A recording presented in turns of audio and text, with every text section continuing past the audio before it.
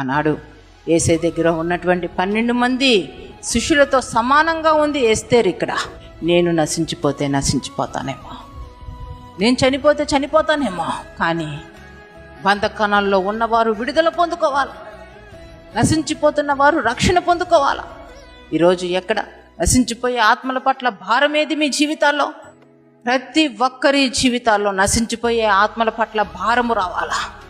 ఒకప్పుడు రక్షణ అనుభవాన్ని పొందుకున్న ప్రతి ఒక్కరు మిషనరీస్గా వారు ఎన్ని సుఖభోగాలనేటువంటి పరిస్థితుల్లో ఉన్న, దేశ విదేశాల్లో ఉన్న, అన్ని విషయాల్లో మంచిగా వారు జీవిస్తున్న సుఖభోగాలన్నింటినీ విడిచిపెట్టి మిషనరీస్గా పేదవారి మధ్యకి వచ్చారు.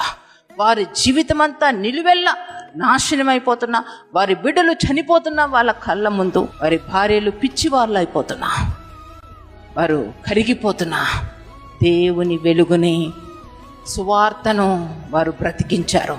కనుకనే మన జీవితాలు ఈరోజు రక్షించబడ్డాయి. దేవుని మనం ఎరిగి ఉన్నాం. దేవునికి మహిమ కలుగును గాక. అటువంటి జీల్ మనలో ఎందుకు రావడం లేదు? అటువంటి ఖచ్చితమైన స్వభావం మనలో ఎందుకు రావడం లేదు?